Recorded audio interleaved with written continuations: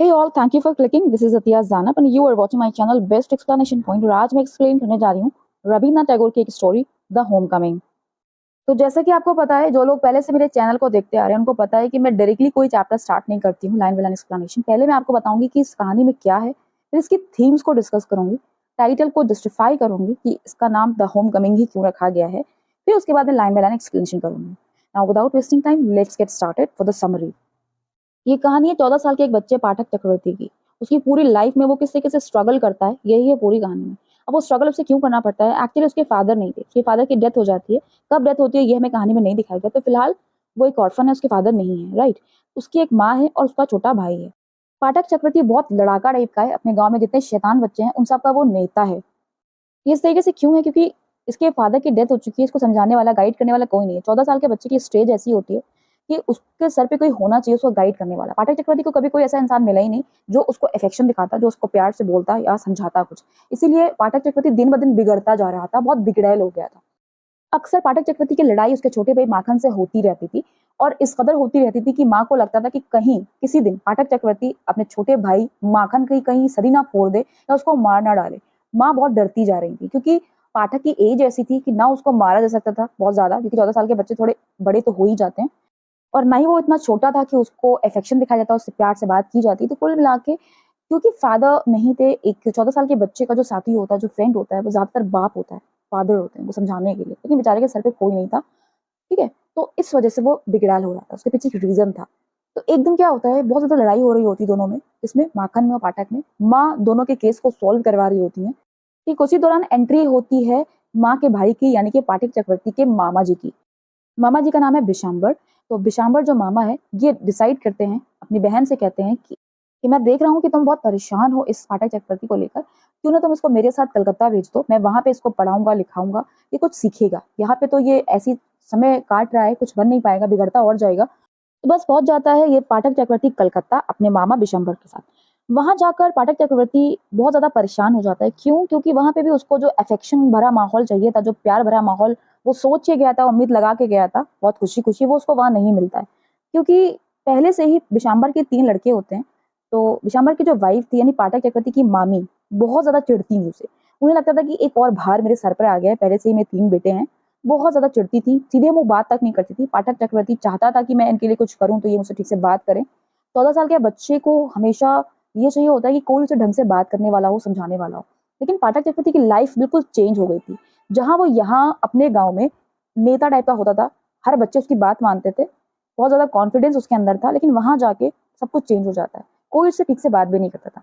जैसे स्कूल में उसका एडमिशन कराया जाता है, वहां पे भी उस हालत बहुत ही खराब थी, क्योंकि गांव में तो उसने पढ़ाई करी नहीं थी, तो स्कूल में बहुत इसका बेस वगैरह खराब था। तो टीचर्स ही बहुत उसको डांटते थे, मारते थे, जिससे इसके जो कजिन्स थे, यानी मामा जी के बेटे, बहुत ज्यादा एम्बेरसमेंट फील करते थे कि हमारे साथ ये क्यों पढ़ रहा है, इसको इस स्कूल से निकल जाना चाहिए।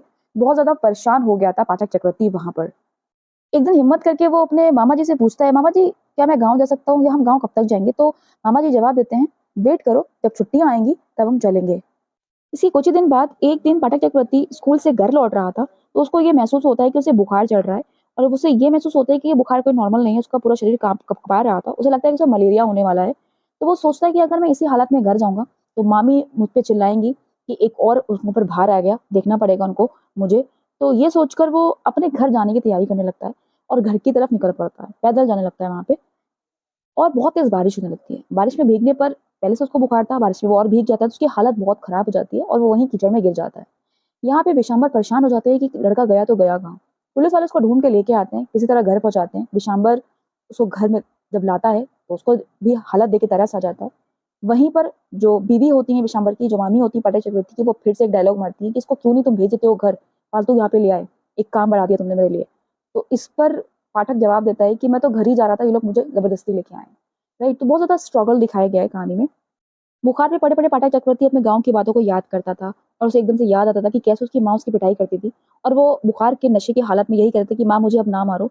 तो कुल मिला के रविन्द्रनाथ टैगोर ने यही दिखाया है कि किस तरीके से पाठक चक्रवर्ती को जिस चीज की कमी थी, जिसकी वो उम्मीद हमेशा लगाए रहता था कि काश ही कभी उसको प्यार भरा माहौल मिले, वो उसको नसीब ही नहीं हुआ। बहरहाल बिशंबर यानी मामा जी अपनी बहन को ये खबर पहुंचा देते हैं कि तुम्हारे लड़के की तबीयत बहुत ज्यादा खराब है, और उसकी बहन आती है, यानी पाठक चक्रवर्ती की माँ पहुंच जाती हैं। लेकिन जब तक पहुँचती है हालत बहुत बेकार हो चुकी थी पाठक चक्रवर्ती की। पाठक चक्रवर्ती अपनी माँ को देखता है और कहता है कि क्या छुट्टियाँ आ गई हैं? यानी उसके मामा ने उससे बोला था कि जब छुट्टियाँ आ जाएँगी तो तुम्हें माँ से मिलवाएँगे। उसे कुछ समझ में नहीं आ रहा है कि वो घर पहुँच गया है, कि वो छुट्टियाँ आ गई हैं, कहाँ है वो? राइट? और ये कहते ही उसकी डेथ हो जाती है। यानी उसके लास्ट वर्ड्स यही थे कि क्या छुट्टियाँ आ गई हैं? तो ये है समरी, ये है पूरी कहानी। अब इसमें बहुत सारी चीज़ें मैंने छोड़ दी हैं, लाइन बाय लाइन एक्सप्लेन करूँगी तब मैं आपको बताऊँगी। अब मैं डिस्कस करती हूँ थीम्स को। इसकी थीम क्या निकल के आती है? देखिए थीम क्या होती है? सब्जेक्ट, यानी किस पर्टिकुलर विषय पर इन्होंने ये कहानी लिखी है। तो इसकी थीम है थीम ऑफ कॉन्फ्लिक्ट। कॉन्फ्लिक्ट किसे कहते हैं? स्ट्रगल को।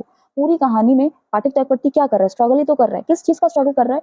ही wants to achieve an atmosphere filled with love, affection. वो प्यार भरा माहौल चाहता है। 14 साल का बच्चा, अगर आप 40 ईयर्स के हो, आपको ये चीज़ रियलाइज़ हो रही होगी मैं क्या समझाना चाह रही हूँ। इसके अलावा जो थीम निकल के आती है, वो आती है theme of control, responsibility, love and isolation. Control यानी देखा जाए तो पाठक चक्रवर्ती की माँ का अपने बेटे पे कंट्रोल ही नहीं था। अगर उन्होंने शुरू से ही कंट्रोल किया होता तो पाठक चक्रवर्ती की ये हालत ना होती। ओके। रिस्पॉन्सिबिलिटी कैसे? उन्होंने रिस्पॉन्सिबिलिटी समझी होती कि ये मेरी रिस्पॉन्सिबिलिटी है, मेरा बच्चा मेरे ही पास रहे। और अगर उन्होंने भेजा था वहां पे तो उनको देखना चाहिए था, खबर लेनी चाहिए थी कि उनके बच्चे को कोई परेशानी तो नहीं हो रही है। Right. Love and isolation. Love मैंने आपको बता दिया, उसको प्यार भरा माहौल ही चाहिए था जो उसको नहीं मिल पाया। आइसोलेशन का मतलब होता है अलग सलग रहना। तो घर से कैसे उसको अलग कर दिया जाता है? एक 14 साल के बच्चे को उसके घर से अलग कर दिया जाए और ऐसी जगह रखा जाए जहाँ पे उसको हर कोई बहुत बुरी तरीके से ट्रीट कर रहा है। उसके बराबर के बच्चे उससे बात नहीं कर रहे हैं। एक लेडी का अफेक्शन चाहिए होता है, चाहे वो मौसी के रूप में हो, चाहे वो माँ के रूप में हो, चाहे वो बहन के रूप में हो। एक लेडी का अफेक्शन कि वो उसको हग करे, उसके फोरहेड पे किस करे कि आई एम विद यू, मैं तुम्हारे साथ हूँ, बच्चा तुम जो कर रहे हो सही कर रहे हो या एक चीज गलत कर रहे हो, वो समझाने वाला होना चाहिए एक ऐसे बच्चे के साथ। पर बेचारे के साथ कोई नहीं था। तो वी कैन सी ये थीम्स नजर आ रही हैं, theme of conflict, control, responsibility, love and isolation. अब हम डिस्कस करते हैं टाइटल जस्टिफिकेशन। यानी जो कहानी का टाइटल है द होम कमिंग, घर वापसी, ये कहाँ तक सही है और इसको आपको जस्टिफाई करना है। How can you say that the title is accurate up to the mark? तो पूरी कहानी में होम कमिंग, घर वापसी, पाठक चक्रवर्ती ने जो एक्सपीरियंस करी है कई बार करी है। पहली होम कमिंग कहानी की शुरुआत में जब आप पढ़ोगे तो कहानी यहाँ से स्टार्ट होती है कि दोनों भाइयों में कुछ लड़ाई हो जाती है। क्यों लड़ाई होती है जब मैं लाइन बाय लाइन एक्सप्लेन करूंगी तब आपको समझ में आएगा। तो फिलहाल आपको ये समझना है कि दोनों में लड़ाई हो जाती है। तो छोटा वाला जो भाई होता है वो माँ के पास शिकायत लगाने जाता है कि पाठक ने मुझे पीटा है। तो माँ गुस्से में आके अपने नौकर को भेजती है, बुलवाती है कि बुला के लेके आओ पाठक को, मैं इसको अभी बताती हूँ, मेरे छोटे बेटे को मारा है उसने। तो भाई उस वक्त जब वो बुलाने आता है नौकर, तो उस वक्त जो होम रिटर्निंग की वो जब वो घर जा रहा था तो उसको पता था कि वहां जाके उसको एक पनिशमेंट फेस करना है। छोटे भाई ने जाके मेरी चुगली लगा दी होगी, उसको जाने का मन नहीं करता है। ठीक है। तो ये फर्स्ट एक्सपीरियंस होम कमिंग का कि उसे कैसा घर जाना पसंद आ रहा है। वो चाह रहा है कि मैं अगर घर जाऊं तो माँ मेरी भी बात सुने, मुझे भी समझे, लेकिन उसको पता है कि माँ मेरी तो सुनेगी नहीं, अपने छोटे बेटे की ही सुनेगी। तो this was the first experience of home coming by Pathak. अब जब वो घर पहुंचता है तो वहां पे मामा जी आते हैं। मामा जी उसे कहते हैं कि तुम मेरे साथ कलकत्ता चलो, मैं तुम्हें वहां एजुकेटेड करूंगा। तो उसे लगता है कि मेरी शायद होम कमिंग ये है, मेरा वहां घर है, मैं वहां जाके जैसे पढ़ाई लिखाई करूंगा, मुझे वहां अच्छा लगेगा। तो कलकत्ता को वो होम कमिंग समझ रहा है। लेकिन वहां जाके भी क्या होता है, उसको उसका अनवेलकम होता है। जैसी वो होप्स लेके गया था वैसा उसको नहीं मिलता है। तो this was the second experience of home coming, that he feels कि जो कलकत्ता होगा वो सेकेंड होम होगा जहाँ पे मुझे अफेक्शन मिलेगा। But it was not as same. अब इसके बाद क्या होता है, जब उसको बुखार आ जाता है और वो अपने घर की तरफ बढ़ने लगता है कि अगर मैं घर जाऊंगा तो मामी जी बहुत गुस्साएंगी, कहेंगे कि ये बीमार मेरे सर पे आ गया, एक मुझे बाहर और मिल गया। तो इस ये सोच के वो घर जब जाने लगता है तो पुलिस वाले उसको पकड़ के लेके आते हैं, फिर से ले जाते हैं मामी जी के यहाँ। तो फिर उसकी होम कमिंग होती है। उसे तब उम्मीद होती है कि शायद ये होम कमिंग उसकी अच्छी हो। तो ये होम कमिंग उसकी कैसी है? Full of disappointment. और जो लास्ट होम कमिंग है वो है उसकी डेथ। जब उसकी माँ जाती है, उसके आखिरी वर्ड्स होते हैं क्या छुट्टियां आ गई हैं। तो अब फाइनली वो मर गया है। उसकी होम कमिंग क्या है? गॉड के पास वो पहुंच गया है, उसकी डेथ हो चुकी है।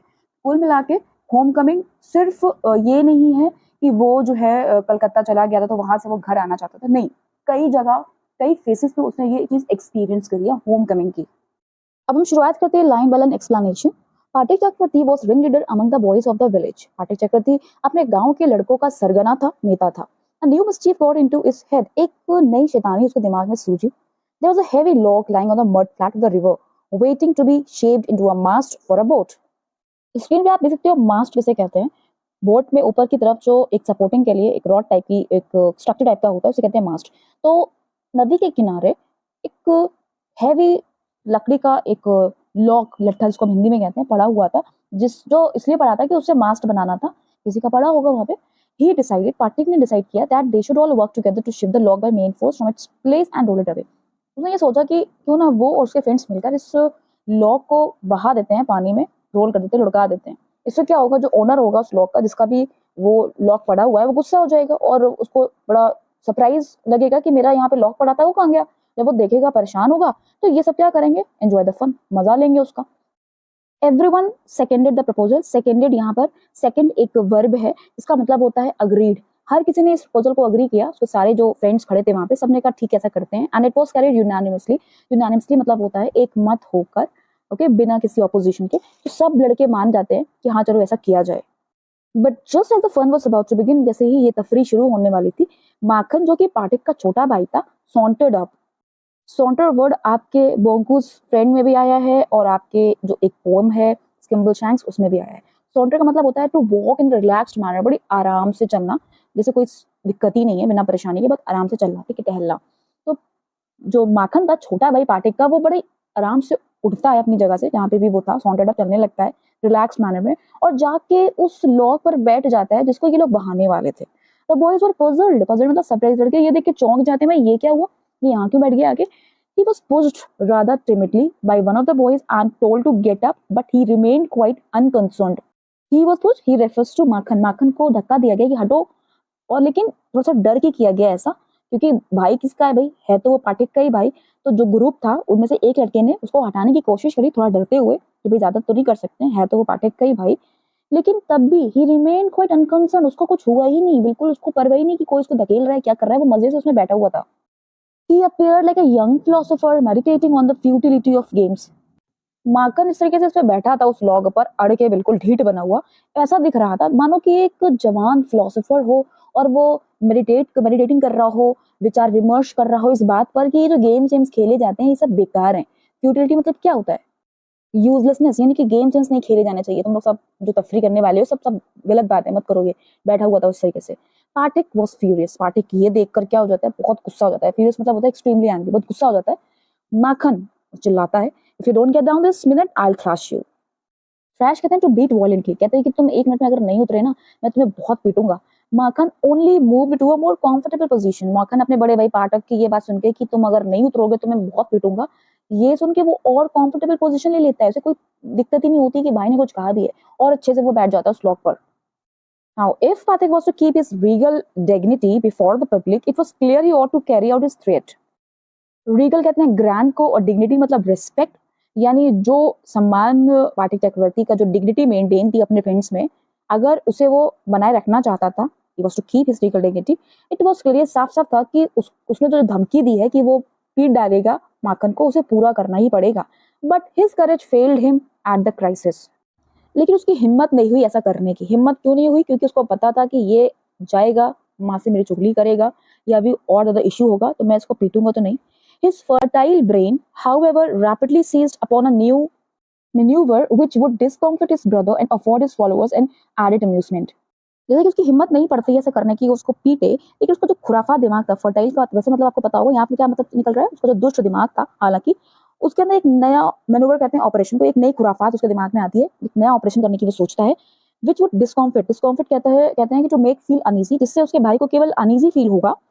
And afford his followers an added amusement का मतलब है कि, लेकिन जो मजा, अम्यूजमेंट मतलब क्या हो रहा है, मजा, यानी जो मजा ये लोग करने वाले थे उस लॉक को बहाने में, उसमें और इजाफा हो जाएगा और मजा आ जाएगा। आखिर वो क्या करना चाह रहा है, आगे लिखा है, he gave the word of command to roll the log and Makhan over together. अब वो कहता है, कमांड देता है, ऑर्डर देता है अपने दोस्तों को, ऐसा करो, ये नहीं हट रहा है ना, मत हटने दो, इसके समेत तुम लॉक को बहा दो, ये भी गिरेगा और लॉक भी जाएगा। Markan hard the order. Markan ने सुना कि भाई ने क्या ऑर्डर दिया है अपने दोस्तों को, and made it a point of honour to stick on. अब भाई वो अपने मान पर ले आता है, उसकी ऑनर की बात आ जाती है कि भाई मेरे खिलाफ ऐसा कहा जा रहा है, अब तो मैं और ही नहीं हटूंगा, अब तो मैं और चिपक के बैठूंगा। But he overlooked the fact, like those who attempt earthly favor in other matters, that there was peril in it. Markan क्योंकि चिपक के और बैठ गया था, वो अपनी नाक पर इस बात को ला रहा था कि भाई मेरी नाक कट जाएगी अगर मैं अब उतर गया, मैं तो अब बैठे ही रहूंगा। उसने इस बात को, इस फैक्ट को ओवरलुक किया था। ये जो लाइन लिखी है, but he overlook the fact, ये रविन्द्रनाथ टैगोर हम रीडर्स को बता रहे हैं, ठीक है, it is not the part of the story, हमें वो बता रहे हैं अलग से कि इस मार्कन ने इस फैक्ट को ओवरलुक कर लिया था, नाक पे ले लिया था अपने, उन लोगों की तरह जो अर्थली फेम, दुनिया की शानो शौकत पाने के लिए कुछ भी करने लगते हैं, अपने सिर्फ ऑनर की बात आने के लिए, और ये नहीं समझते कि कुछ खतरा भी हो सकता है उसमें। क्योंकि माखन को रियलाइज करना चाहिए था कि अगर वो बैठा रहेगा और वाकई ये लोग लुढ़काने लगे लॉक को, तो वो गिर भी सकता है, ऐसे चोट लग सकती है। पेरिल मतलब क्या होता है? डेंजर। इस बात में खतरा था कि वो उस पे बैठे रहे, क्योंकि ये लोग तो मानेंगे नहीं, लुढ़का के रहेंगे, तो फट जाना चाहिए था। तो वो वैसे ही कर रहा है जैसे और लोग क्या करते हैं, दुनियावी शान शौकत को पाने के लिए कुछ भी कर गुजरते हैं, भले ही उसमें खतरा क्यों ना हो। The boys began to heave at the log with all their might. Heave कहते हैं to lift, उठाना। उस लॉग को पूरी माइट कह रहे हैं यहाँ पे, पार पूरी ताकत से वो लोग जुट जाते हैं उस लॉग को शिफ्ट करने के लिए, कॉलिंग आउट, और वो चिल्लाते जाते हैं, 1 2, जब लुढ़काने के लिए लोग गिनती गिन रहे हैं, दूसरे बार में ये फेंक देंगे, 1 2 3 at the word go the log went and went it with Makhan's philosophy glory in all. चला जाता है वो लॉग, और माखन अभी तक जो फिलोसफर बना बैठा हुआ था, जो शान शौकत लेके बैठा हुआ था, हटना ही नहीं चाह रहा था, वो सब भी कहाँ चला गया? जमीन में, यानी वो गिर पड़ता है माखन। All the other boys shouted themselves hoarse with delight. Hoarse मतलब होता है बहुत कर्कश आवाज में बोलना, आवाज निकालना। सारे जो दूसरे लड़के वहाँ पे खड़े थे आसपास, बहुत तेज से खुश होकर टाका लगाने लगे थे, आवाजें निकाल रहे थे कि ए गिर गया, व्हाटएवर जो भी कह रहे हो अपने आवाज में। But Pathak was a little frightened, लेकिन ये सब देखकर पाठक को थोड़ा सा डर लग रहा था, वो डरा हुआ था। उसे पता था व्हाट वाज कमिंग, क्या होने वाला है। And sure enough Makhan rose from mother earth blind as fated screaming like the Furies. And sure enough, और वाकई ये बात सच हुई जो वो सोच रहा था। माखन रोज यहाँ पे सेकंड फॉर्म में राइज की उठा अपनी जगह से, मदर अर्थ यानी जमीन पे जो गिर गया था, किस तरीके से वो उठा वो बताया जा रहा है, ब्लाइंड एज फेट, बिल्कुल ऐसे जैसे उसको कुछ दिखाई नहीं दे रहा है, अंधों की तरह। मतलब वो लपकना जा रहा था पाठक पर, बिना कुछ रास्ते में देखे हुए, उसे मारना जा रहा था। इस तरीके से वो उठा बहुत ज्यादा। स्क्रीमिंग मतलब होता है बहुत तेज चिल्लाना, चीखना, लाइक फ्यूरीज। फ्यूरीज कहते हैं बहुत वायलेंट एंगर, बहुत ज्यादा गुस्से में उठा वो वहां से अपनी जगह से। ही रश्ड एट पाठक, और वो लपक पड़ता है पाठक पर, कूद पड़ता है, और स्क्रैच हिज फेस, उसको मुंह नोच लेता है। एंड बीट हिम, बीट ने सेकंड फॉर्म में, उसको पीट डालता है, उसको थोड़ा सा किक भी करता है, लात वात घुसा भी दे देता है। And then went crying home, और खुद ही रोता, खुद ही मार रहा है, खुद ही पीट रहा है, सब कुछ कर रहा है, और रोते हुए खुद घर चला जाता है। कौन? Makhan. The first act of the drama was over. ये जो ड्रामा चल रहा था देर से, उसका फर्स्ट एक्ट खत्म हो जाता है। अभी वो नोच के गया है ना, किसका मुंह? पाठक का। तो Pathak wipe his face, Pathak अपना मुंह पोंछता है, and set down on the edge of a sunken barge on the river bank. Barge कहते हैं एक फ्लैटेंड बोट को, एक पतली सी चौड़ी सी बोट होती है, स्क्रीन पर आप देख सकते हो, उसे कहते हैं बाज। तो पानी में डूबी हुई, यानी संकन मतलब होता है सबमर्ज इन द वाटर। तो पास में एक नाव पड़ी हुई थी, उस पर जाके वो बैठ जाता है पाठक अपना मुंह पोंछने के बाद, एंड बिगेन टू ची अ पीस ऑफ ग्रास, और वहां से घास तोड़कर खाने लगता है। अब आप सोचो कि मैम घास कौन खाता है, तो कुछ घासें ऐसे होती हैं बच्चा, जो खाई जाती, चबाई जाती हैं, तो चबाने बैठ जाता है। A boat came up to the landing and a middle-aged man with grey hair and dark mustache stepped on shore. मुस्ताशे कहते हैं मूंछों को। जब वो घास चबा रहा था बैठकर, ठीक तभी एक बोट लैंड करती है, वहां के रुकती है, और उस बोट से एक अधेड़ उम्र का इंसान निकलता है, जिसके बाल सफेद हो रखे थे। ग्रे यूज होता है इंग्लिश में सफेद बालों के लिए, ध्यान रखिएगा, कभी भी व्हाइट हेयर नहीं बोले जाते। ठीक है, तो थोड़ा बूढ़ा इंसान था वो, और उसकी मूछें थी। यहाँ पे आके इसके पास रुक जाता है उस किनारे पर, शोर कहते हैं किनारा। ठीक है, यही कौन है? यही मामा है, विशांबर, जिसको मैं अभी बता रही थी। He saw the boy sitting there doing nothing. मामा भी पहचानते नहीं है पार्टी को कि ये पार्टी है, ये मेरा भांजा है, क्योंकि जब से डेथ हुई थी इसके फादर की, यानी इनके बहन के हस्बैंड की, तब से मुलाकात इनकी नहीं हुई थी। ऑलमोस्ट लड़कों को देखा ही नहीं था आज तक मामा ने, राइट? तो वो देखा बैठते हैं उस पाठक को उस बोट में कि वो कुछ नहीं कर रहा है बैठकर। तो पूछते हैं आके कि भाई चक्रवर्ती लोग कहाँ रहते हैं? किसको पूछ रहे हैं? पाठक चक्रवर्ती, यानी उसकी माँ का ही पता पूछ रहे हैं। यानी पाठक से ही पाठक के घर का पता पूछा जा रहा है। कौन पूछ रहा है? उसके मामा जी पूछ रहे हैं। इन पाठक पे क्या असर होता है? Pathak went on chewing the grass and Pathak वो ग्रास चबाता रहता है, और चबाते चबाते कहीं भी इशारा नहीं करता है, बस कहता है उधर रहते हैं। ना इधर इशारा कर रहा है, ना उधर इशारा कर रहा है, बस कह रहा है उधर रहते हैं। But it was quite impossible to tell very pointed. समझ में नहीं आता कि वो इशारा कर किस तरफ रहा है। द स्ट्रेंजर, यानी वही जो विशंबर आए हुए हैं, तो दोबारा पूछते हैं। अब दोबारा पूछने पर क्या रिस्पॉन्स कर रहा है ये पाठक? ही swung his legs to and fro on the side of the barge. नाव से अपना पैर जो लटकाए हुए बार, वो आगे पीछे करने लगता है, हिलाने लगता है, झुलाने लगता है अपने पैरों को। मतलब मस्त है, कुछ असर ही नहीं पड़ रहा है कि कोई कुछ क्वेश्चन कर रहा है। तो यहाँ दिखाया जा रहा है कि वो कितना ज्यादा इनडिसिप्लिन, कितना बदतमीज, कितना रूड है, राइट? उससे बड़ों से बात करने की तमीज नहीं, कोई अधेड़ उम्र का इंसान कुछ पूछ रहा है, तो यहाँ पे उसको उसका बिहेवियर दिखाया जा रहा है हमको। वो कहता है, जवाब देता है Pathak, go and find out, जाओ खुद पता करो ना, and continue to chew the grass as before. और पहले की तरह वो घास चबाना फिर से स्टार्ट कर देता है। तो भाई अब माखन घर पहुंच चुका था, शिकायत लगा चुका था, तो क्या होता है अब? But now a servant came down from the house and told Pathak his mother wanted him. लेकिन तभी एक नौकर वहां से आ जाता है घर से। माँ ने भेजा था उसको पाठक को बुलाने के लिए, क्योंकि शिकायत लग चुकी है, माखन जाकर चुगली कर चुका है कि उसने मारा है मुझे। ठीक है, तो नौकर कहता है कि पाठक चलो, मम्मी ने बुलाया तुम्हारी। पाठक रिफ्यूज टू मूव, पाठक वहां से हिलने को मना कर देता है, वहां से जाने को मना करते, कहता है मैं नहीं जा रहा घर पर। But the servant was the master on this occasion. तो देख सकते हो रवींद्रनाथ टैगोर ने कितनी बढ़िया लाइन लिखी है। था तो वो नौकर, लेकिन उस वक्त, उस ओकेजन पर, उस जगह पर वो मालिक बनकर बात कर रहा था, क्योंकि माँ ने कहलवाया था कि लेके आना किसी तरीके से, वो आएगा खुद नहीं, तुम पकड़ के घसीटते हुए लेके आना। He took Patrick up roughly and carried him kicking and struggling in impotent rage. Impotent कहते हैं ineffective, यानी जो गुस्सा इसको आ रहा था पाठक को, वो इनइफेक्टिव था, वो मना कर रहा था, स्ट्रगल कर रहा था कि मैं नहीं जाऊँगा, वो घसीट रहा था नौकर। तो ऐसा करते हुए यानी वो मना कर रहा है, वो घसीट रहा है, इस पोज़ीशन में वो ले जाता है नौकर घर तक घसीटते हुए उसको, रफ़ तरीके से। When Pathak came into the house his mother saw him, जैसे ही पाठक एंटर करता है घर में, माँ देखती है और बड़े गुस्से से उसे कहती हैं, तो माखन को दोबारा से पीट रहे थे। तो इस अगेन से हमको पता चल रहा है कि दोनों में लड़ाई अक्सर होती रहती है, राइट? तो पाठक आंसर्ड इंडिग्नेंटली, इंडिग्नेंटली मतलब होता है फुल ऑफ एंगर, गुस्से से भरा हुआ आंसर करता है, नो आई हैवंट, मैंने नहीं मारा है इसको। किसने आपको बताया कि मैंने उसको मारा है? हिज मदर शाउटेड, उसकी माँ चिल्ला पड़ती है, झूठ मत बोलो, तुमने उसको मारा है। पाठक अचानक से बोलता है, मैं आपको पूरी बात बताता हूँ, मैंने मारा नहीं है, माखन से पूछिए, मैंने मारा नहीं है। But Makhan thought it best to stick his to his previous statement, लेकिन माखन को तो अभी हम लोग देख चुके हैं कि वो जो बात कह देता है उस पर अड़ जाता है। तो अपने वो प्रीवियस स्टेटमेंट पर जो उसने झूठ बोल रखा था वो स्टिक हो जाता है, चिपक जाता है कि हाँ इसने मुझे मारा है, पाठक ने मुझे मारा है। पाठक पेशेंस वॉज ऑलरेडी एग्जॉस्टेड, पाठक का जो पेशेंस था, जो सब्र था, वो पहले ही टूट गया था। He could not here this injustice, ये अन्याय वो नहीं सह सकता था, क्योंकि भाई मारा तो वाकई उसने नहीं था। वो कह रहा था साफ-साफ पहले कि हट जाओ, तो क्यों नहीं हटा माखन, राइट? तो पहले से ही वो गुस्से में था, अब उसका जो पेशेंस था वो और टूट गया था, वो इनजस्टिस को बर्दाश्त नहीं कर रहा था। अब उसको गुस्सा आ जाता है, तो वो अब माखन को सच में मारने के लिए टूट पड़ता है। ही रश्ड एट माखन, सोचता है कि इसने मेरी शिकायत जब कर ही दी है, मैं जब झूठा बन ही रहा हूँ, तो उसको मैं मारूँगा। एंड हैमर्ड हिम विद ब्लोज़, और वो ब्लोज़ मतलब मुक्के, ठीक है? तो वो शुरू हो जाता है, झपट पड़ता है माखन पर। टेक दैट एंड दैट, ये ले, ये ले, ये ले करते-करते, और कहता है एंड फॉर टेलिंग लाइज़, झूठ बोलते हो तुम, झूठ बताते हो माँ को। मारता-पीटता रहता है उसको, यानी बहुत मारता है। हिज मदर टूक माखन साइड इन अ मोमेंट, ठीक उसी वक़्त उसकी माँ है माखन का साइड लेने लगती हैं और पाठक को खींचती हैं, इसको मत मारो, beating him with her hands, और वो उल्टा पाठक को ही मारने लगती हैं। When Pathak pushed her aside, जब पाठक क्या करता है अपनी माँ को पीछे ढकेल देता है कि आप बीच में ना आइए, मैं इसको मारूँगा, तब वो चिल्ला पड़ती हैं, what I you little villain, would you hit your own mother, दुष्ट लड़के, क्या तू अपनी माँ को मारेगा? मुझे इस तरीके से हटा रहा है यहाँ से कि तू क्या मुझ पे भी हाथ उठाएगा? नहीं, इस लाइन से हमको पता चल रहा है कि माँ कितना परेशान हो चुकी हैं अपने इस बड़े बेटे से। It was just at this critical juncture that the grey-haired stranger arrived. Juncture कहते हैं a particular moment of some event. ये मैटर चल ही रहा था, पीक टाइम चल रहा था, जब माँ ने ये बोला, ये अल्फाज बोले कि क्या तू अपनी माँ पे हाथ उठाएगा? तो ठीक उसी वक्त, उस जंक्चर पर, उस स्टिल मोमेंट पर, वो जो बूढ़े बाल वाला यानी वो विशंबर मामा आ जाते हैं, पहुंच जाते हैं। He asked what the matter was, ये सब क्या हो रहा है, क्या चल रहा है? Patik looked sheepish and ashamed. Sheepish कहते हैं timid, डरपोक, और ashamed, embarrassed हो रखा था वो, क्योंकि अभी यही इंसान तो उसको वहां मिले थे। तो वो देख के बड़ा एम्बैरेस हो जाता है। But when his mother stepped back and looked at the stranger, लेकिन जैसे उसकी माँ पीछे हटती हैं, अभी वो उसकी तरफ बढ़ी हुई थी, पाठक की तरफ, अब वो पीछे होती हैं और उस स्ट्रेंजर को देखती हैं जैसे ही, उनका गुस्सा चेंज हो जाता है, सरप्राइज में वो चौंक जाती हैं। फॉर मतलब यहाँ पर है बिकॉज़, क्योंकि उन्होंने पहचान लिया था, पहचान लिया था अपने भाई को कि मेरा भाई आया है। तो चिल्ला पड़ती है, "भाई दादा, where have you come from? तुम कैसे आ गए?" As she said these words she bowed to the ground and touched his feet. वो नीचे झुकती हैं और उसके पैर छूती हैं अपने बड़े भाई के। ज़्यादा यहाँ बड़े भाई को बोला जा रहा है, कंफ्यूज़ मत होइएगा। हर brother had gone away soon after she had married, जैसे ही उसकी बहन की शादी हो गई थी बिशांबर की, बिशांबर चला गया था यहाँ से और उसने बॉम्बे में अपना बिज़नेस स्टार्ट कर लिया था। His sister had lost her husband while he was in Bombay. उसके पति की जब डेथ हुई, यानी कि पाटी चक्रवर्ती के बाप की जब डेथ हुई, तब मामा जी बॉम्बे में ही थे। बिशंबर अब वापस आ गया था Calcutta and had at once made enquiries about his sister. आते ही फौरन उसने अपने बहन की इंक्वायरी करी कि वो यहाँ कहाँ रहती है।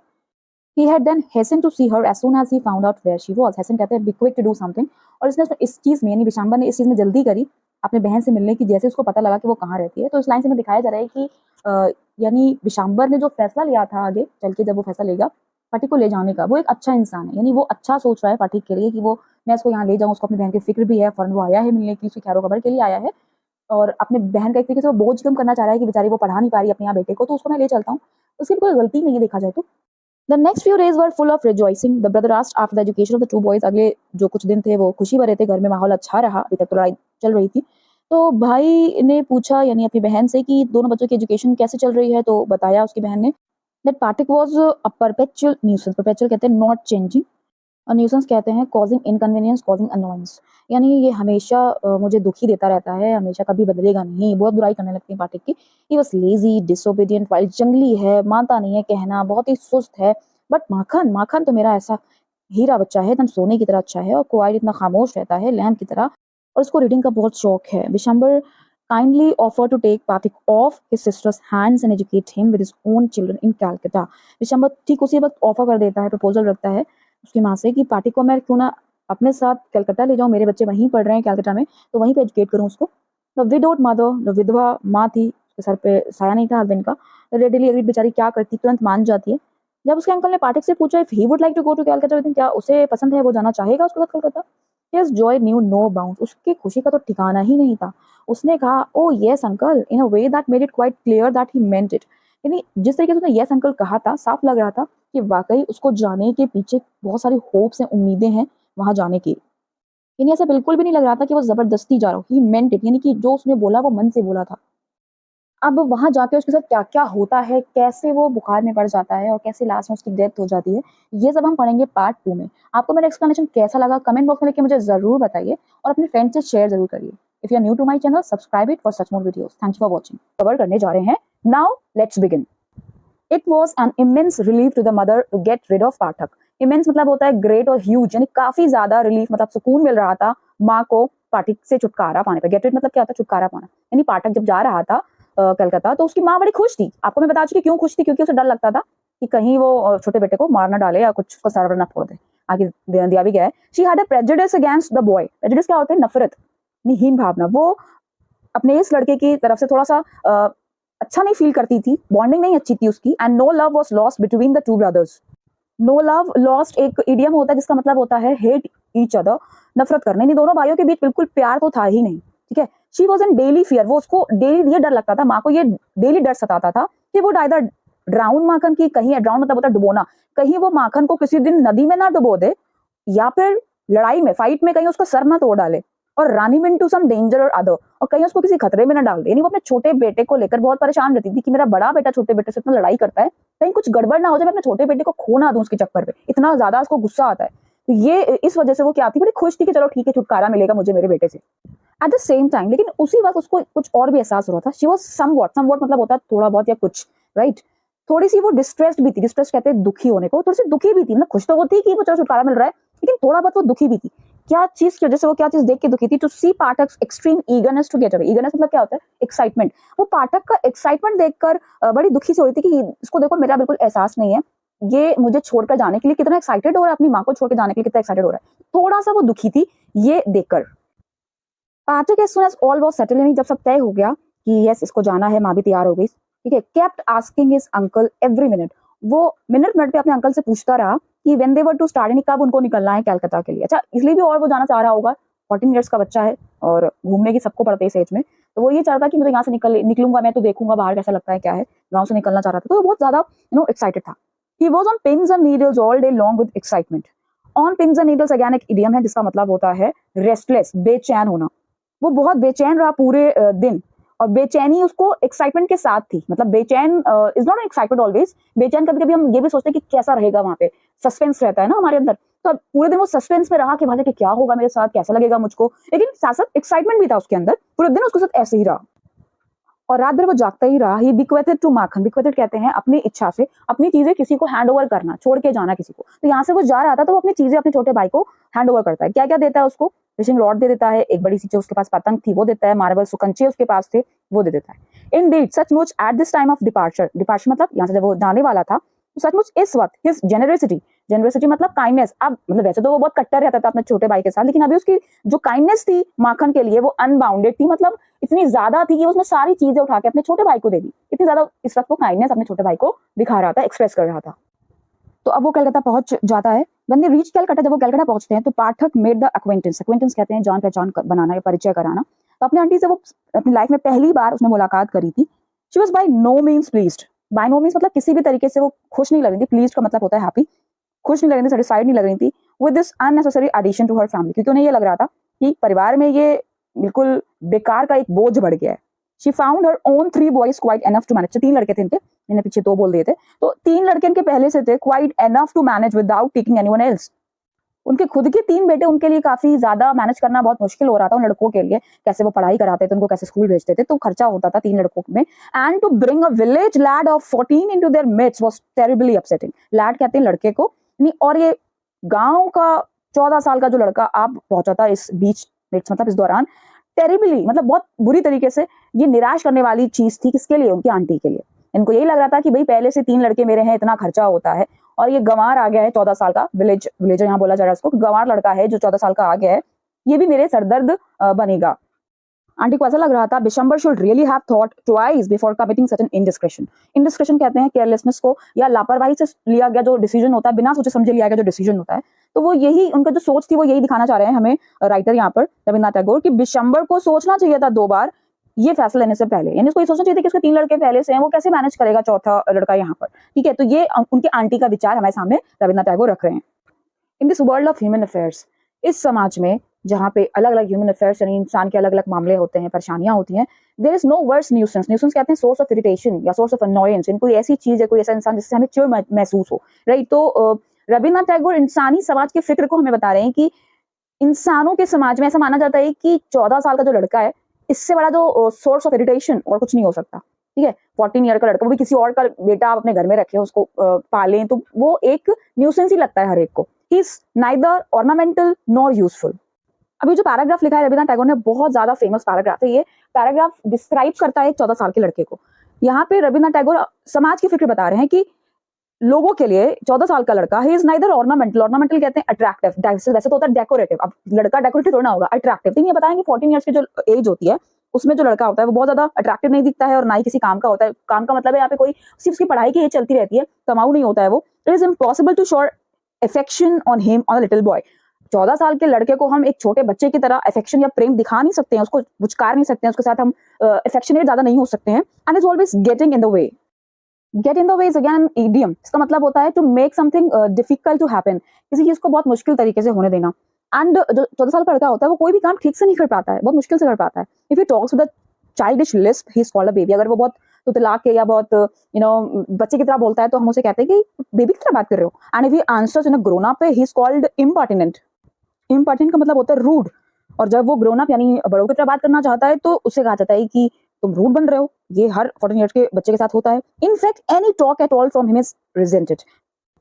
रिजेंटेड का मतलब होता है डिसलाइक, और हर तरीके की बात उससे नापसंद की जाती है। मतलब कहने का ये है कि कुछ भी बात करना चाहता है तो लोग उसको पसंद नहीं करते, उसको ज्यादातर सुना नहीं जाता है ऐसे बच्चों की। Then he is at the unattractive growing age. जो दूसरी बात ये है कि उस वक्त वो अनअट्रैक्टिव होता है, उसकी जो आवाज होती है 14 साल के बच्चे की, वो कोर्स हो रही होती है, थोड़ी सी अनफाइन सी होती है, क्योंकि उसकी जो कॉलर बोन है वो ग्रो करती है। एज वो उसकी बढ़ रही है, इस वजह से वो अनअट्रैक्टिव दिखता है। कभी कभी बियर्ड थोड़ी सी आ गई है, थोड़ी सी नहीं आई है, तो अजीब सा चेहरा दिखता है उसका। He grows out of his clothes with indecent haste. वो अपने कपड़ों से तेजी से ग्रो करने लगता है। इसका मतलब ये है कि कपड़े छोटे होने लगते हैं, कुछ उसकी फिट नहीं आता है, बहुत इनडिसेंट जल्दी के साथ, बहुत तेजी के साथ वो बढ़ने लगता है स्टेज पर।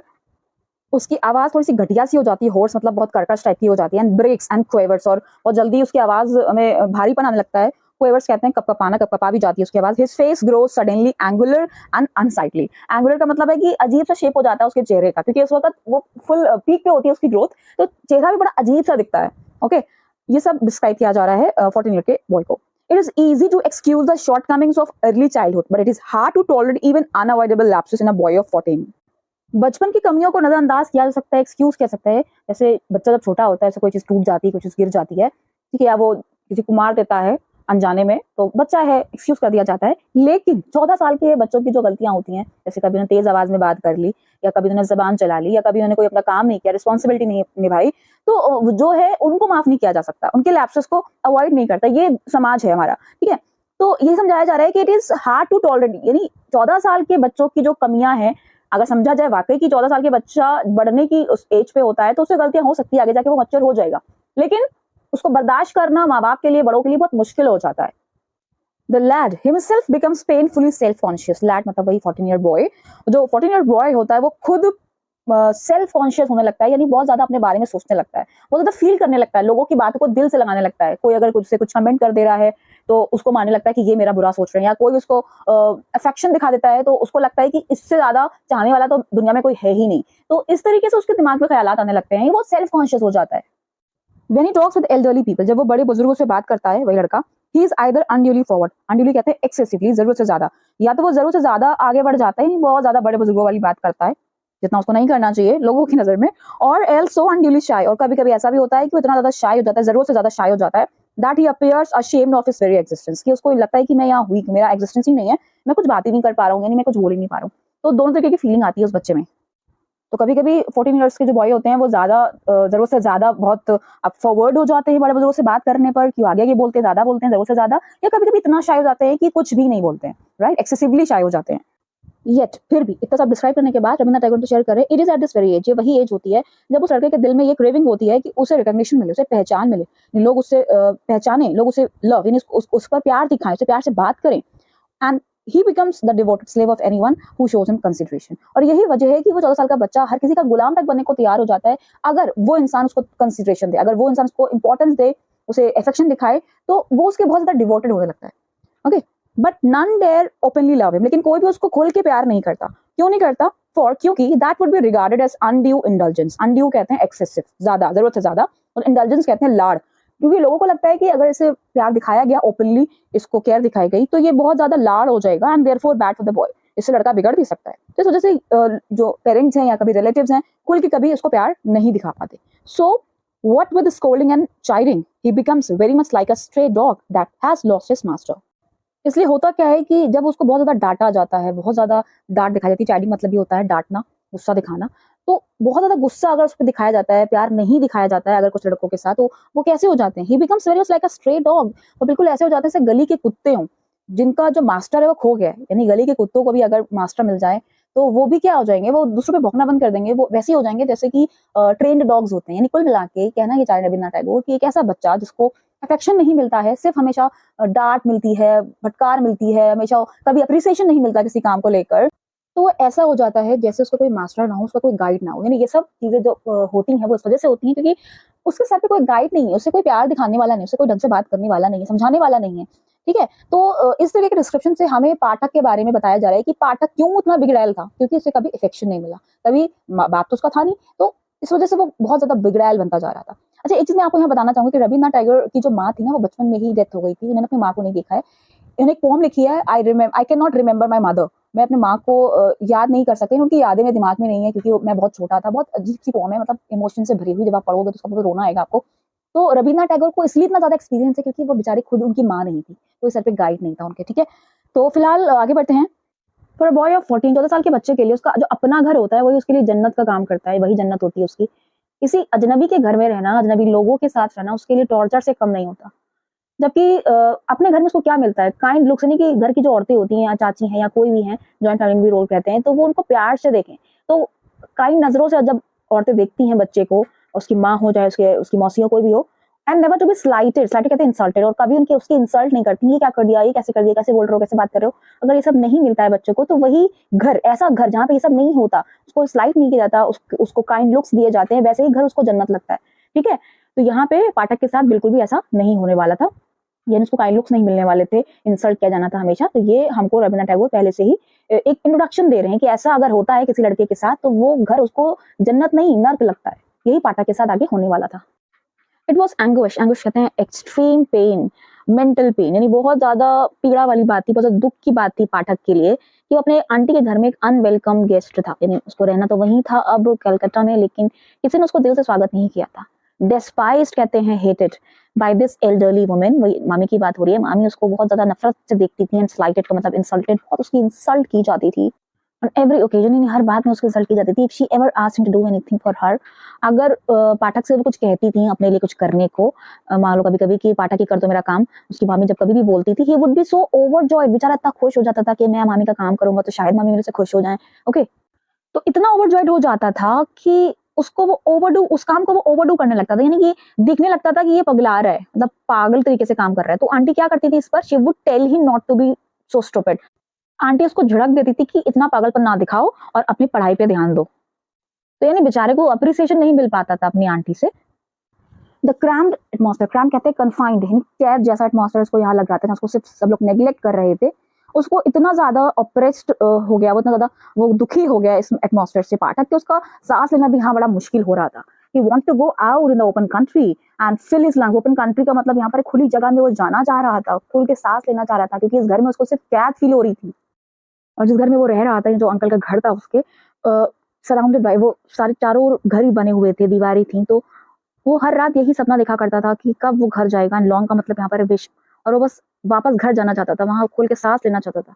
He remembered the glorious meadow where he used to fly his kite। उसको सब एक खुली जगह याद आने लगी जो बड़ा शान वाली होती थी उसके गांव में, जहाँ वो पतंग उड़ाता था। द ब्रॉड रिवर बैंक्स उसको याद आने लगे, नदी के किनारे कैसे वो घूमा करता था, वाटर मतलब घूमना। About the livelong days singing and shouting for joy, खुशी से गाना गाता था, चिल्लाता था। The narrow brook where he could go and dive, brook मतलब झरना, झरने के पास कैसे वो डुबकी लगाता था, स्विम करता था किसी भी टाइम जब वो उसका मन चाहता था, जब वो डुबकी लगाता था, एंजॉय करता था। ही thought of his band of boy companions over whom he was despot. वो लड़कों का ग्रुप याद करने लगा जिनका वो डेस्पॉट होता था, यानी डिक्टेटर होता था, उन पे रूल करता था, जो वो कहता था वो लड़के मानते थे उसकी बात, तो वो सब मिस कर रहा था। And above all the memory of the tyrant mother of his, और वो अपने टायरेंट मतलब क्रूअल, यानी अपनी निर्दयी माँ तक को याद करने लगा, who had such a prejudice against him, यानी उस क्रूअल माँ को, उस निर्दयी माँ को याद करने लगा जिसके अंदर पाठक के प्रति नफरत थी। यानी पाठक खुद जानता था कि मेरी माँ मुझे नहीं पसंद करती। Occupied him day and night, और रात दिन उसको यही याद सताती रहती थी अपनी माँ की। A kind of physical love like that of animals. अब उसकी माँ की याद उसको इस तरीके से सताती थी, उसको ये महसूस होता था कि उसको जरा सा तो प्यार मिले। यहाँ पे रवीन्द्रनाथ टैगोर हमें ये बताना चाह रहे हैं कि हालांकि उसकी माँ हमेशा उसके साथ बहुत क्रूअल रहती थी, प्यार नहीं शो करती थी, उसको कभी अप्रिसिएशन नहीं देती थी, लेकिन अब पाठक के जिंदगी में ऐसा वक्त आ गया है कि वो उसी माँ का इफेक्शन को मिस कर रहा है, बिल्कुल उसी तरीके से जैसे फिजिकल लव की जरूरत होती है जानवरों को। यानी जानवर तक ये महसूस करते हैं कि उनके मालिक उनको अफेक्शन दिखाए, उन्हें प्यार से सहलाया जाए, उन्हें टाइम पे खाना दिया जाए, राइट। तो आपने देखा होगा, अगर आप कोई एनिमल को टेम करते हो, उसको पेट बनाते हो, तो अगर आप उसके साथ अच्छे से नहीं रहते हो, उसको टाइमली उसको टाइम नहीं देते हो, तो उसकी हेल्थ क्या होती है, बिगड़ने लगती है। यानी जानवर तक चाहते हैं फिजिकल लव और केयर और अफेक्शन, तो पाठक क्यों नहीं चाहेगा। हालांकि उसकी माँ टाइम थी, क्रूअल थी, लेकिन फिर भी वो ये सब मिस कर रहा था। और यहाँ पे इसीलिए ये लाइन यूज करी रवीन्द्रनाथ टैगोर ने कि बिल्कुल उसी तरीके से फिजिकल लव की उसको जरूरत पड़ेगी जैसे एनिमल्स को होती है। A longing to be in the presence of the one who is loved, उसके अंदर ये लॉन्गिंग थी, ये डिजायर थी कि वो उन लोगों के बीच में रहे जहां पे उसे प्यार मिले, right. And inexpressible wistfulness during absence, यानी इस चीज की कमी की वजह से, यानी जिसको प्यार नहीं मिल पा रहा था, इसकी कमी की वजह से उसके अंदर जो विस्टफुलनेस थी, विस्टफुलनेस कहते हैं तड़प को, जब चीज आपको नहीं मिल पाती है कोई, तो उसकी जो तड़प होती है। इनएक्सप्रेसिबल यानी जो वो एक्सप्रेस ही नहीं कर पा रहा था, उसको अपनी माँ की याद आ रही थी, वो जाना चाह रहा था, लेकिन किसी को वो बता ही नहीं पा रहा था ये चीज। बिल्कुल वो ऐसा फील कर रहा था जैसे उसके दिल में साइलेंट कराई हो, यानी वो रोना तो चाह रहा है, चीखना तो चाह रहा है अपनी माँ की याद में, लेकिन वो साइलेंट कराई है और कहीं उसके दिल में अंदर छुपा हुआ है ये चीज। Like the lowing of a calf in the twilight, this love which was almost an animal instinct. और पाठक की ऐसी हालत हो गई थी जैसे एक काफ, यानी गाय का जो बच्चा होता है, बछड़ा होता है, उसकी हालत हो जाती है। ट्वाइलाइट कहते हैं शाम होने से पहले, यानी कि अंधेरा होने से पहले जो थोड़ी सी रोशनी रहती है, उसमें जो बछड़ा होता है वो अपना सर नीचे करके आवाज निकालता है। और भी जो बर्ड्स होते हैं, आप देखते होंगे, डार्कनेस होने से पहले पहले वो अपने घरों को जाने लगते हैं, right.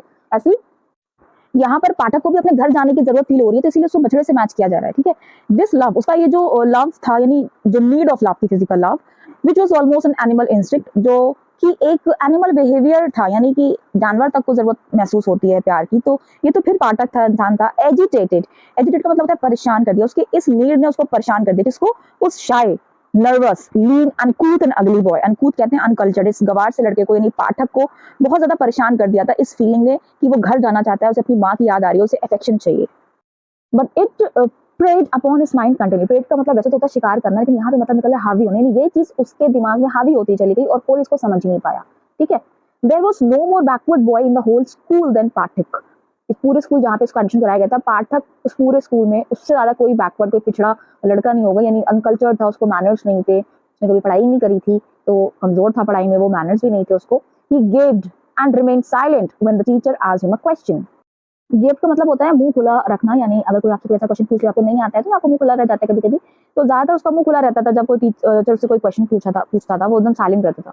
And like an overladen ass patiently suffered all the blows that came down on his back. और बिल्कुल उसी तरीके से जैसे एक जो एस होता है, जो गधा होता है, उसको जब ओवरलाद दिया जाता है, तो कैसे अपनी पीठ पर रखे हुए भार को वो सहता रहता है बेचारा, बिल्कुल वैसे ही पाठक के साथ हो रहा था। पाठक ने कभी बुक्स देखी नहीं थी, कभी उसके इतने मैनर्स सीखे नहीं थे, और उसको एकदम से स्कूल में लाके एडमिशन करा दिया गया, तो उसको बहुत ज्यादा स्ट्रगल फेस करना पड़ रहा था।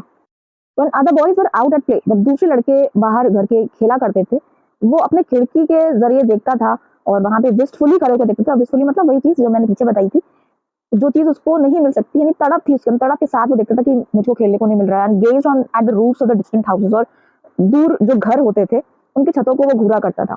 And if by chance he espied children playing on the open terrace of any roof, और कभी कभार उसको छत पर खेलते हुए बच्चे दिख जाते थे, his heart would act with longing, उसका दिल एकदम डिजायर करने लगता था, चाहने लगता था कि वो भी खेले, यानी उसको अपने दिन याद आने लगते थे कि कैसे वो भी फ्रीली खेला करता था अपने गाँव में, राइट। एक दिन उसने हिम्मत जुटाई और अपने अंकल से पूछ ही लिया, अंकल मैं घर कब जाऊंगा।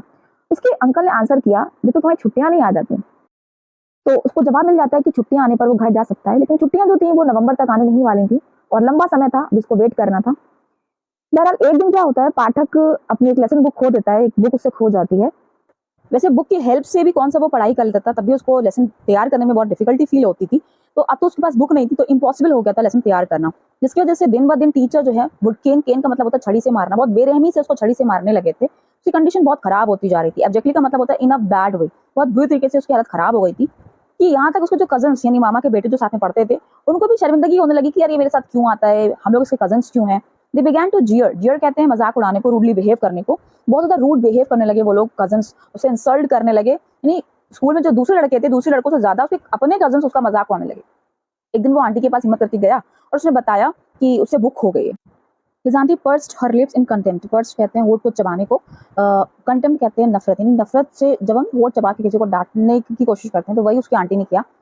अपने होठ को काटते हुए नफरत की भावना से वो बोली, यू ग्रेट क्लामसी, क्लामसी मतलब भद्दे, भद्दे इंसान, कंट्री लाउड, लाउड कहते हैं बेढंगे, गंवार यानी गंवार इंसान। How can I afford with all my family, यानी एक तो मैं अपनी फैमिली को अफोर्ड कर रही हूँ, फिर तुम्हें मैं कैसे अफोर्ड करूँ to buy you new books 5 times a month, एक महीने में तुम 5 बार तुम्हें बुक्स कैसे दिला दूँ। तो 5 बार तो नहीं मांगी उसने, लेकिन यहाँ पे कहते हैं हमारी जो मदर्स होती हैं डांटती हैं, 100 बार तुम्हें समझाया है, 36 बार तुमसे कहा है, तो वही वो एक मुहावरतन कह रही है कि महीने में 5 बार तुमको बुक दिलाऊं, ये मेरे से नहीं हो पाएगा, अपनी फैमिली को अफोर्ड करूँ तो मैं अफोर्ड करूँ। इस तरीके से उसको सुना डालती हैं। That night on his way back from school, उस रात जब वो स्कूल से लौट रहा था, तो पाठक के सर में बहुत बुरा दर्द हो रहा था, बहुत तेज दर्द हो रहा था, उसको शिवरिंग मतलब कपकपाहट भी आ रही थी।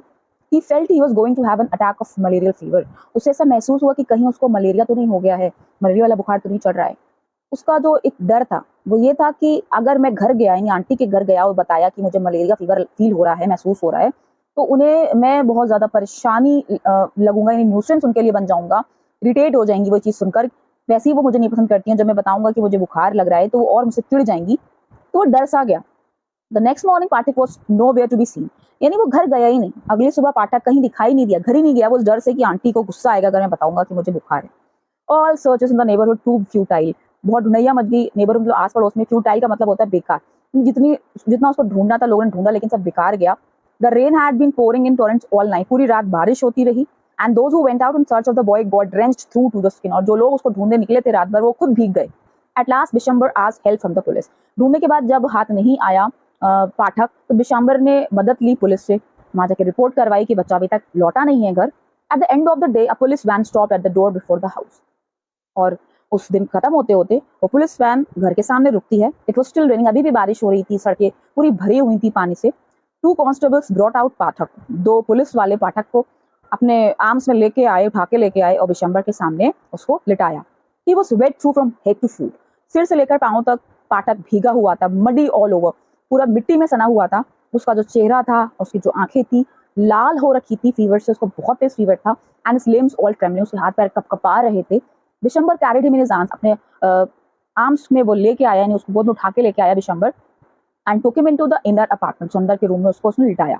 When his wife saw him, जब उसकी बीवी ने ये देखा, she exclaimed, वो चिल्लाई, what a heap of trouble this boy has given us, कितनी परेशानी दी है इस लड़के ने, कितनी मुसीबत बन गया ये लड़का। Hadn't you better send him home, अच्छा होता है कि तुम इसको उसके घर भेज देते। पाठक को होश था थोड़ा बहुत, पाठक ने ये वर्ड सुन लिए एंड सॉफ्ट आउट लाउड, और सिसकियां लेते हुए उसने बोला, अंकल मैं घर ही तो जा रहा था, but they drag me back again, लेकिन ये पुलिस वाले मुझे पकड़ के आपके पास ले आए। तो ये लाइन जो है वो बहुत कितना इमोशनल है, कि कितना उसको गंदा लगा, कितना फील हुआ उसको उसके आंटी की इस बात से। जवाब भी उसने यही दिया कि मैं यहाँ आ ही नहीं रहा था, मुझे पता था कि आपको बुरा लगेगा, इंडायरेक्टली उसने यही कहना चाहा, मैं तो अपने घर जा रहा था खुद ही, लेकिन ये लोग मुझे वापस ले आए। आप सोच के देखो कि कहाँ वो कैलकाटा, कहाँ उसका गाँव, तो बेचारा वो पैदल जाने की कोशिश कर रहा था, इतना ज्यादा वो फ्रस्ट्रेट हो चुका था।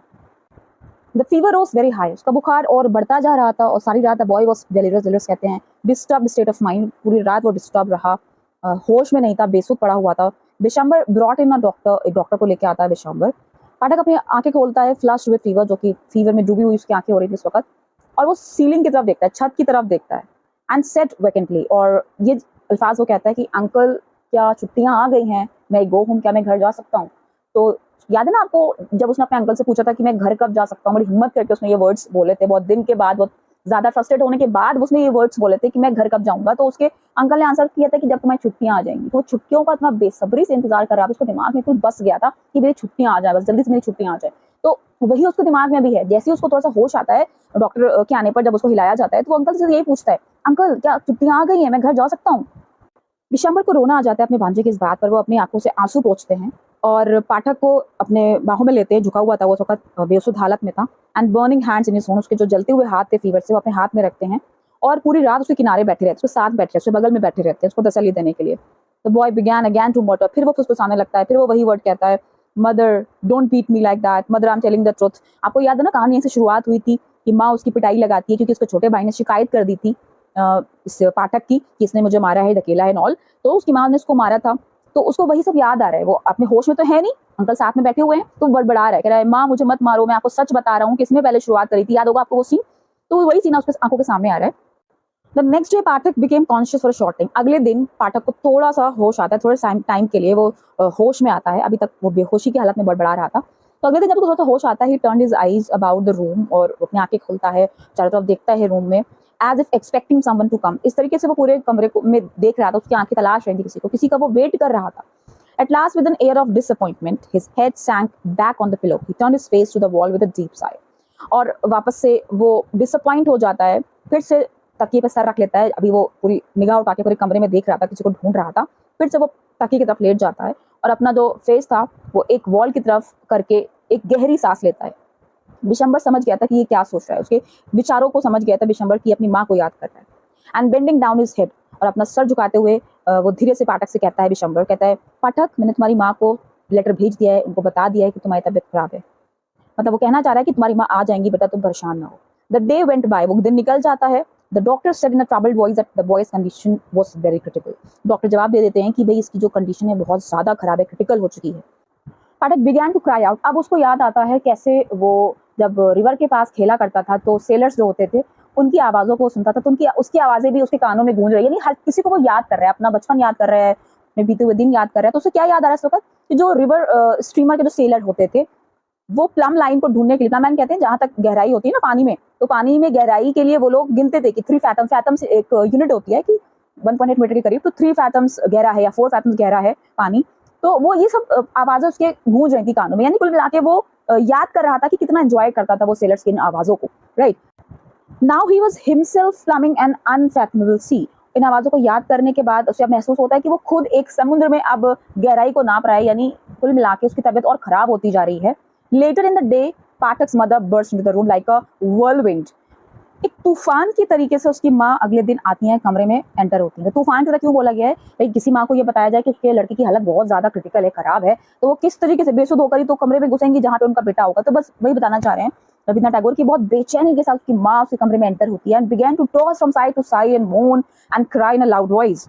लड़खड़ाती हुई उसके करीब पहुंचती है, मोन बहुत करहा रही थी, चिल्ला रही थी तेज आवाज में कि उसके बेटे को क्या हो गया। भाई माँ तो माँ होती है, चाहे बच्चे को कभी प्यार दिखाए ना दिखाए, लेकिन ममता सबके अंदर होती है। तो बहुत ज्यादा परेशान हो रही थी वो। विशंबर ट्राई टू काम हर एजिटेशन। विशंबर अपनी बहन को काम करने की कोशिश करता है, उसकी बेचैनी को काम करने की कोशिश करता है कि वो थोड़ा सा शांत हो जाए, but she flung herself on the bed. लेकिन वो अपने को बेड पे गिरा देती है एंड क्राइड, और चिल्ला पड़ती है, पाठक माय डार्लिंग, मेरा बच्चा। Pathak stopped his restless movements for a moment. अभी तक पाठक जो बेचैनी वाले मूवमेंट्स दिखा रहा था, कभी करवट बदल रहा होगा, आंख खोल रहा होगा, बंद कर रहा होगा, जो भी मूवमेंट्स वो दिखा रहा था जो बहुत बेचैनी वाले थे, उसके सारे मूवमेंट्स एकदम से रुक जाते हैं। His hands ceased beating up and down. He said, "Eh." और उसके जो हाथ अभी तक ऊपर नीचे थोड़े बहुत हो रहे थे, हिल रहे थे, वो भी रुक जाते हैं। सीज मतलब स्टॉप हो जाते हैं। और वो देखता है मेरी माँ आ गई है। The mother cried again.